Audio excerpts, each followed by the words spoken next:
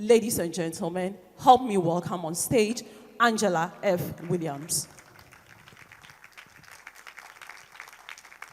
Angela F. Williams is President and CEO of United Way Worldwide, the first Black woman to lead America's United Way's global network, serving 1,100 communities in 37 countries and territories around the world.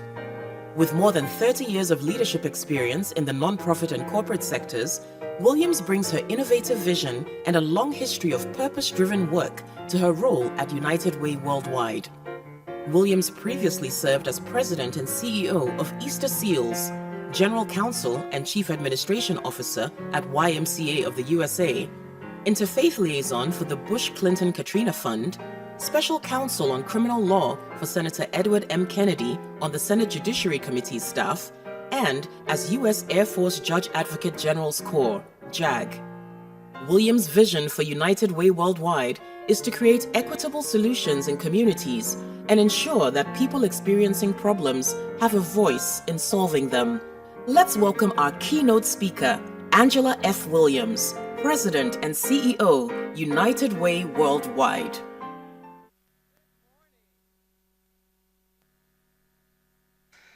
There we go. How are you?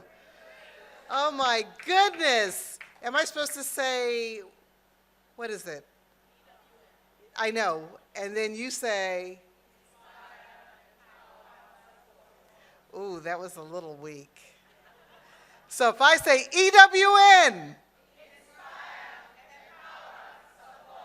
wonderful. I feel like I am at home with all my sisters and brothers. I feel so warm and welcome here.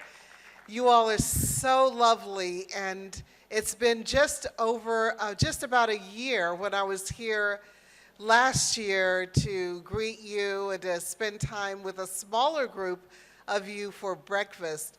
And I will tell you, it's just an honor and a privilege to have been invited back.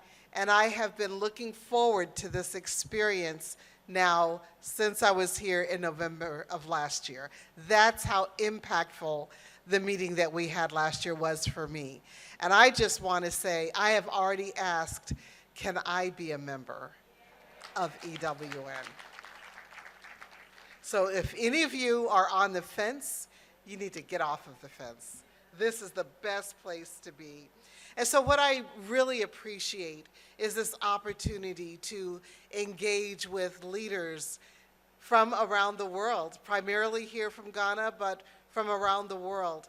And what just touches me is to hear that there are some meaty subjects that need to be discussed, that must be discussed, to empower and inspire, and to ensure that when we leave here today, that our cups are not just filled, but overflowing. And that comes through the interaction and the communication and the fellowship with those that are sitting next to you. I want you to just do me one quick favor and just look at the person on your left. Just look at them closely. All right, okay, that's enough. Now look to the person on your right.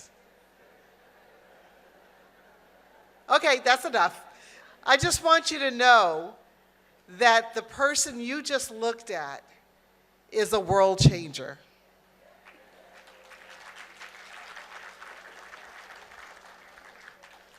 And I mean that, a world changer. I don't know if you all have ever heard this quote, but I want to share it with you. It's from the American actress and educator Felicia Rashad. And she once said that any time women come together with a collective intention, it's a powerful thing. Whether it's sitting down making a quilt, in a kitchen preparing a meal, in a club reading the same book, around the table playing cards, or planning a birthday party, and I will add, or planning EWN. When women come together with a collective intention, magic happens. This morning we have come together with a collective intent to fellowship with one another, learn from one another, and inspire one another. I'd like to express my sincere gratitude to the Executive Committee for extending this invitation to speak with you this evening. Eunice, Antoinette, Emma, Janet, Joyce, and Teresa. One of the things that I did as I began to prepare my remarks for today is to look again at this year's conference and really meditate on it. Be intentional about transformation, growth, resiliency, agility, growth, resilience, agility. And I want to share some thoughts that I just shared in the Wall Street Journal just last week. They asked me to prepare in an advert a few remarks about my thoughts about how CEOs can ensure they embrace business reinvention. And in that remark, I said, we know that the only constant in life and business is what?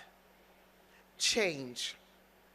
Living in, there's a term of art that we use a lot in the military, that's VUCA, but living in a volatile, uncertain, complex, and ambiguous world requires courageous, transformative, and visionary leadership.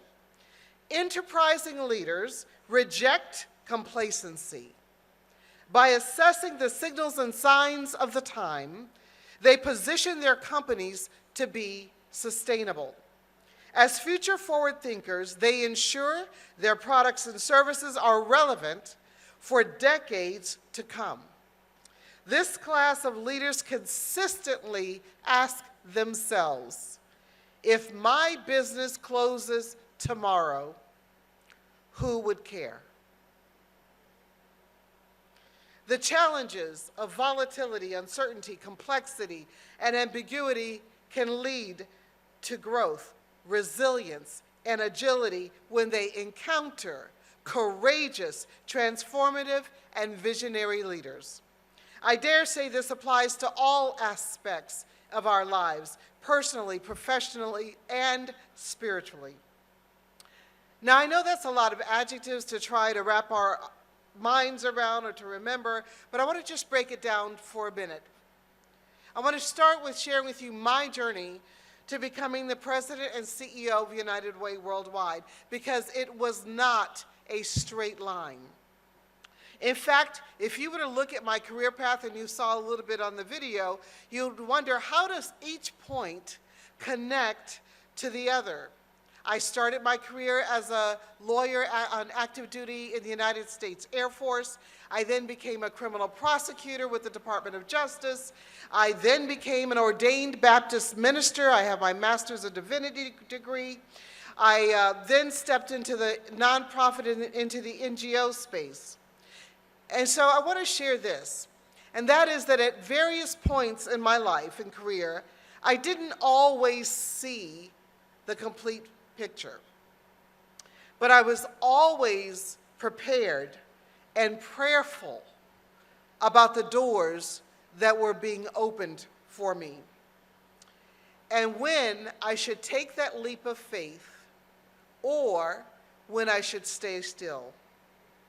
And I want to share with you that because my spirituality as a Christian shapes my worldview, I accept encounters as divine experiences.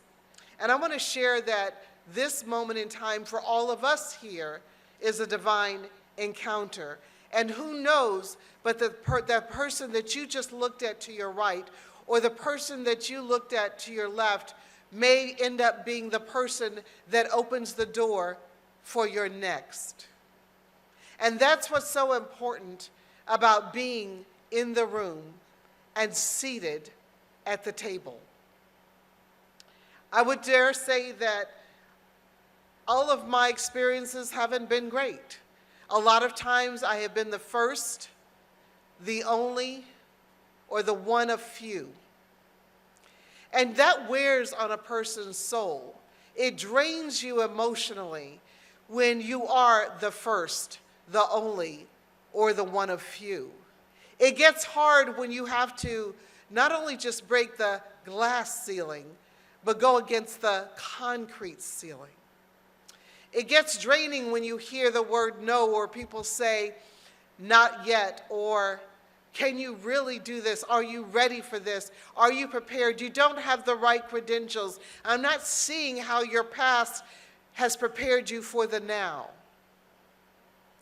That can really beat us down sometimes. It can cause us to have that self-doubt. It makes us begin to wonder, have I done the right thing? Have I put myself in the right place and position to do what I believe I have been equipped to do? To exercise the gift that I believe that I was born with. And so when we are in these moments, and these moments, if you haven't experienced, will come one day, we begin to say, Lord, what should I do? We begin to call on friends. Am I crazy? Am I missing it? What's happening? How should I be looking at things? And I want to share with you, starting with when I was a little girl. I'm going to tell you the vision that I had for myself. And I'm going to ask you not to laugh. Okay? Because if you asked Angela at age 5 what I wanted to be when I grew up, there were 2 things that I said. I said I wanted to be a nun. I said not to laugh. And the president. And now, as my 60-year-old self, I will tell you I'm doing both. A little differently, but I'm doing it. And so what I want to say is that even as children, as young girls, we had these dreams of who we wanted to be in life. And so the reason I said a nun is because I didn't know any women in ministry, and I saw a nun on TV, and I said, oh. And then president, well, you know, I thought president, it comes in many forms, and as my friends in politics say, be glad you're president of the United Way worldwide instead of president of the US. And I am really, really happy. I think I'm in the much better position.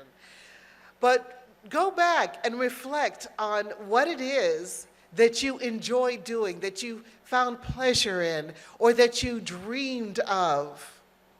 Because it's never too late to see that dream become a reality.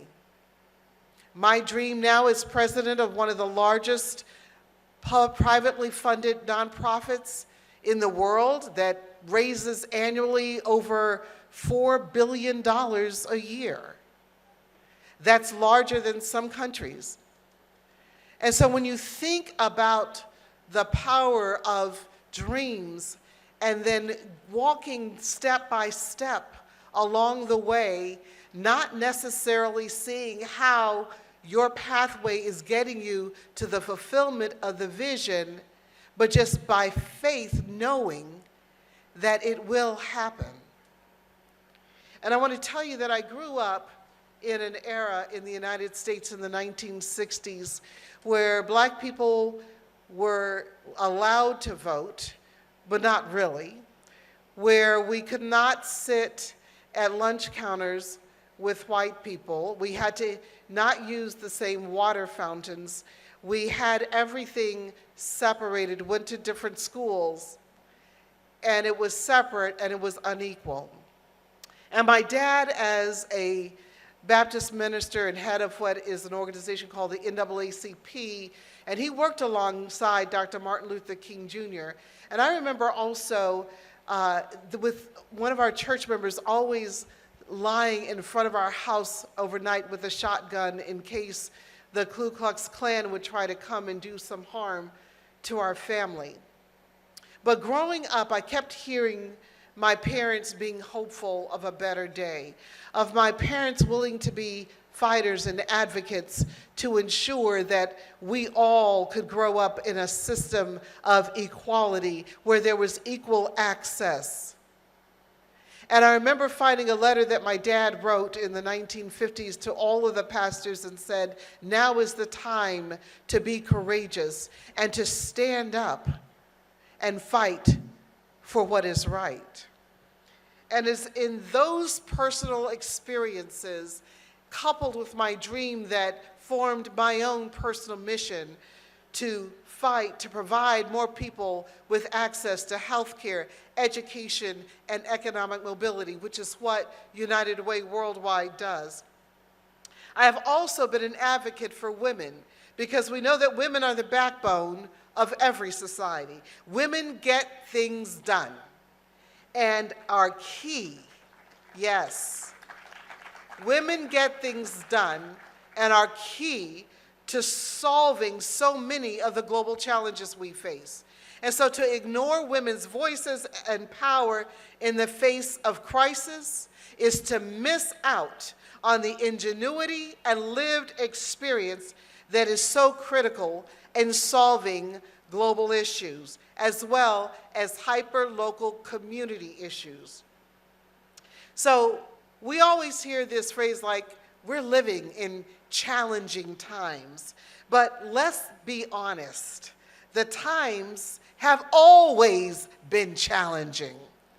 What's new? There is nothing new under the sun. It could be challenging times politically, challenging times economically, challenging times environmentally, challenging times from a healthcare crisis. Challenging times are always with us.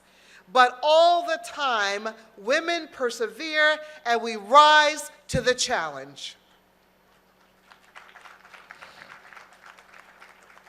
What's so impressive is that now, at this moment in time, as we sit here in 2023, women have been elected to the highest political offices in their land. Women are leading global organizations and in C-suites and global organizations.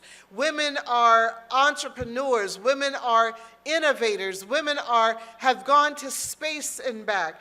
Women have authored books that keep us up at night. Women have directed award-winning, award-acclaimed films.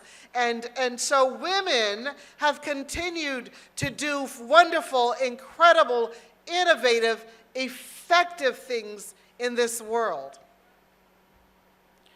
While there is much progress to be made, we do ourselves a disservice by not reflecting on the great work we've already done, but keeping in the forefront that there's still much more to do.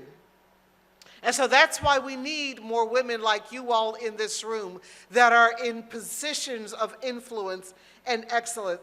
That's why we need more women like you that are in this room that are leading global companies, that are earning degrees and starting businesses and innovating. That's why we need more women like you running for public office and serving as advocates, leading stronger communities, leading the progress and the strategy for nations and transformation. And there are those of you in this room right now that are doing it and will do it in the decade or more to come.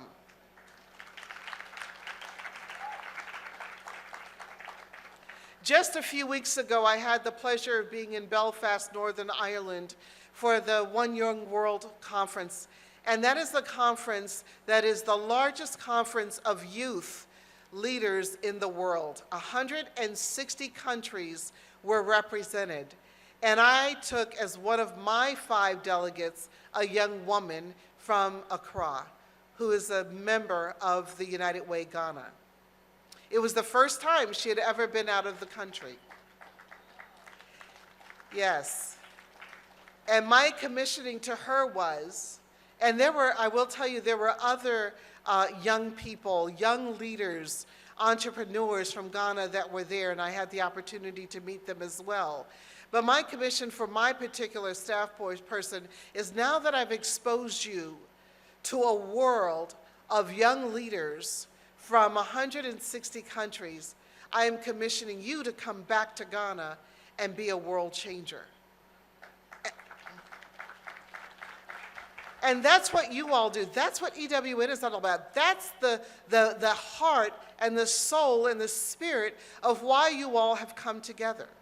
And that's what you're going to continue to do, is to mentor the next generations to come, because it's important for this country and it is important for this world. Let us never, ever take for granted our touching elbows, smiling at, greeting, welcoming a young woman into the room and inviting her to sit at the table.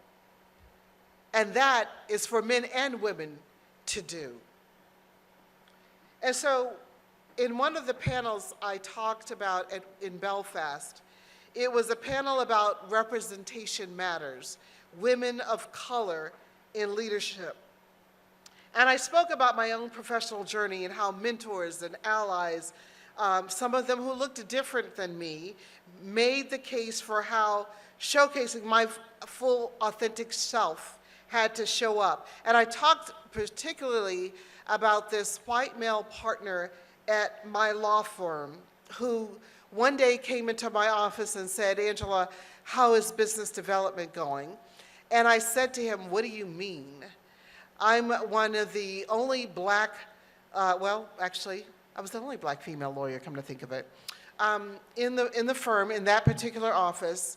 And I said, when the major cases come in to be tried in federal court, I don't understand why the partners are giving it to the white guy down the hallway who has never tried a case. And I've tried at least 100 federal jury trials. I don't understand that. That's a problem for me. And what tripped me out is I was in my moment, I was in my emotions. I was going to tell him how I felt and how inequitable the firm was, and they weren't treating me right. I had the neck going. I mean, I was all into it. And he just looked at me and said, "I don't think you're authentic." Well, you know, then the head starts spinning around. I almost wanted to take the earrings off and say, "You said what?" Didn't do that, though. Didn't do that. And he asked me this question. He said, "Angela, how many bios do you have?" And I said, "What are you talking about?" "Well, okay, I'll answer the question. I have 2 bios. Why?" And he said, "What are your bios?" I said, "Well, I have a bio for being a lawyer, and I have a bio for being a minister." And he said, "Are you one person or 2? I was like, "Of course I'm one person. I just have multiple careers." And he said, "You know what? Here's the problem. You're talking about being in a relationship with people. And when you talk about business development, people like to do business with people they can relate to, that they have something in common with. And how can people relate to you and want to do business with you if they don't know who you are, because you compartmentalize who you are and you only show them one side of yourself as opposed to your whole self?"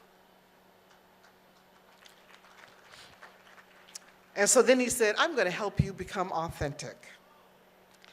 Well, I said, do I listen to him or not? I did listen. And you know what? He was right. It's about being who you are at all times. It's about being clear about your identity, being confident in this is who I am, and so this is how I show up. It's knowing your purpose and why you were created. It's understanding with intentionality where you're headed and not settling for less. It's about going where you're celebrated and not staying where you're tolerated. It's about understanding that you deserve the best for less. That's my mantra, especially when shopping. And what I want to just leave with you is that in your authenticity, you are able to say yes and you are empowered to say no.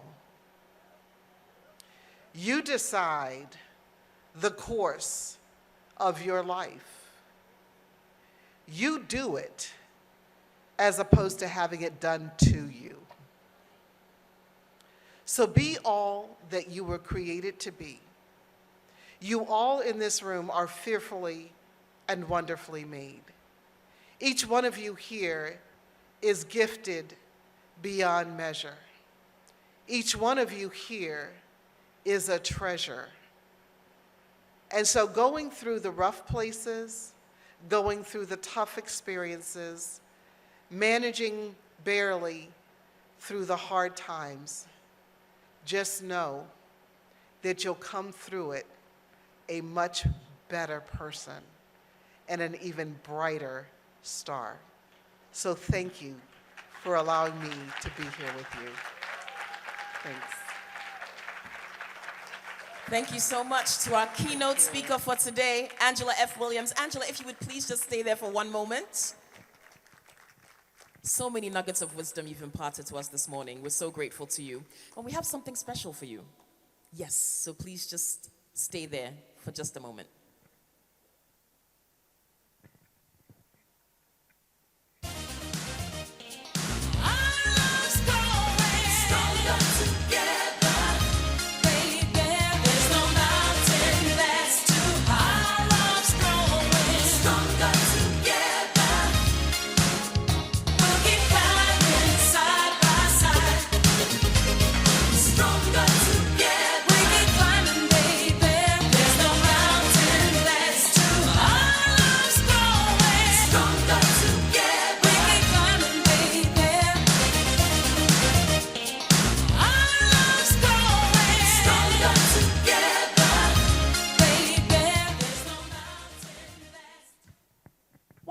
Stop, Mr. DJ, please, we want more excitement.